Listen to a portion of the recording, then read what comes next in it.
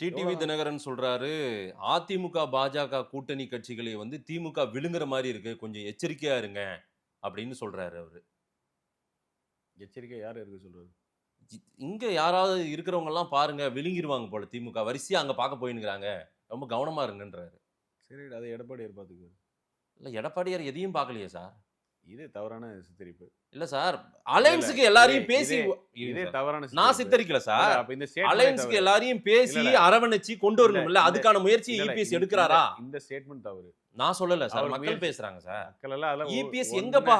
அப்படி எல்லாரும் எல்லாம் ஸ்டாலின பார்க்க போறாங்க. இபிஎஸ் பார்க்க வர வைக்கிறதுக்கான முயற்சி அவர் சரி, எடுக்கிறாரா இல்லையான்னு எத்தனை கேட்கறாங்க. மக்கள் பேசுனாங்கன்னு தரவுகள் கொடுங்க பேசும். 1000 பேரா, 2000 பேரா, 1,00,000 பேரா, 1 கோடி பேரா, எத்தனை பேர் கூட தரவு கொடுங்க பேசும்.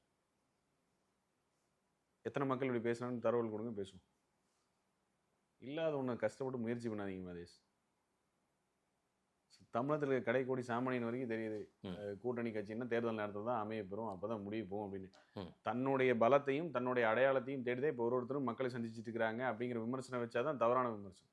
பிரதான இயக்கங்களுடைய நடவடிக்கைகள் அதற்கு இருக்கக்கூடிய மக்களுடைய வரவேற்பு ஆதரவை பொறுத்து தான் மற்ற இயக்கங்களும் அவங்க நிலைப்பாடை எடுப்பாங்க. சரி. எடப்பாடியாருக்கு வந்து கொண்டு இருக்கிற மக்கள் கூட்டம் அவர் வெளிப்படுத்துகிற அன்பு எந்த திசையை நோக்கி போகுதுன்னா வெற்றியின் திசையை நோக்கி போகிறது என்கிற கூட்டணி கட்சியில் உணர துவங்கி இருக்கிற காலம் இது. சரி. திரைக்கு பின்னாடி பேசிட்டு இருக்காங்கன்னா நம்ம பேசிட்டு தான் இருக்காங்க.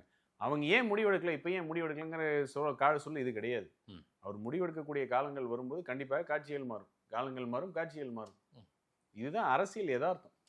மக்கள் உங்கள நம்பணும். அதே போல கட்சிகள் உங்கள நம்பணும். கூட்டணி கட்சிகளா அணிவகுக்கணும். அதெல்லாம் நடந்தா மட்டும் தான் இதெல்லாம் முழுமை பெறும் எல்லாமே.